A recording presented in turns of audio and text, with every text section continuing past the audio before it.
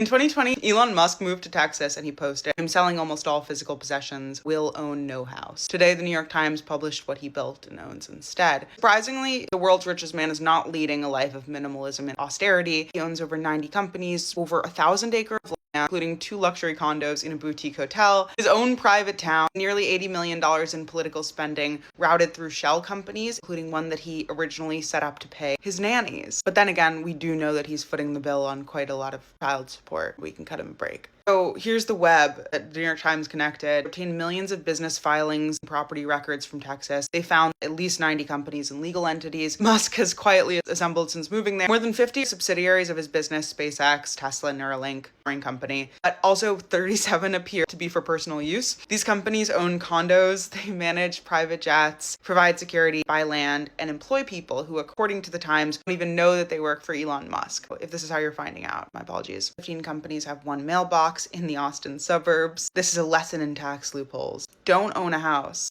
Buy a luxury condo company is the business lesson, I think. So let's talk about the man who will own no house. One company called AJG Growth Fund LLC. It owns 2 condos, 7,000 square feet total in the Austin Proper Hotel, has sweeping views of downtown. Elon Musk and his partner Siobhan Zilis moved in around 2022. Hotel staff were told to keep the floor numbers secret. The Times also found that Musk had purchased decoy properties around Texas just to keep people guessing where he actually is. Only Elon Musk would have enough money to play real estate hide and seek. His largest personal holding is 530 acres from Tesla's Gigafactory, owned by a company called, fittingly, Horse Ranch LLC. Another company, River Bottoms Ranch LLC, owns 110 acres tied to Neuralink. That company itself is owned by another LLC called Three Pigs. What does Three Pigs do? Not even the Time knows. He's also building a town. It's called Snailbrook. It has tract houses, a pool, a tennis court. It has a private school called Ad Astra, where children learn at their own pace. It's right next to land that's owned by the Boring Company and SpaceX. Employees can live there, sort of like Disney for Mensa. If you're keeping track, the man who said he'd own no house now owns a hotel floor 1,000 acres and a small municipality. The political money is where it gets fun, though. In 2024, Musk created 2 new companies for the election. Their names are United States of America, Inc.,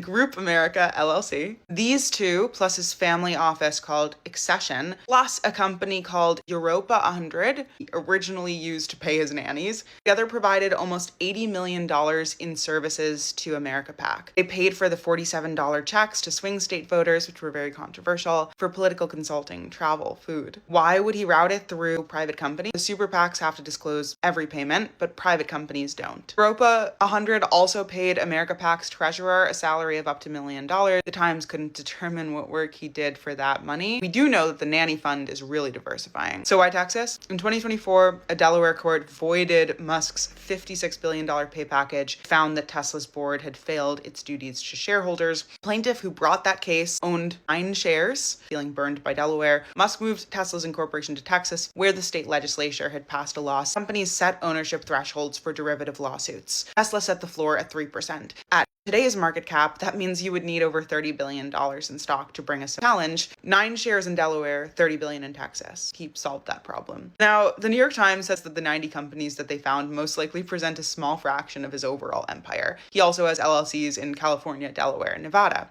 So the full picture is the man who tweets about transparency runs a political operation through a company that used to pay nannies. The man cutting government waste operates through 90 shell companies and a P.O. box. The man who said he would own nothing is building a private town. And none of it has to be disclosed because he moved to Texas, where everything is bigger, even the loopholes.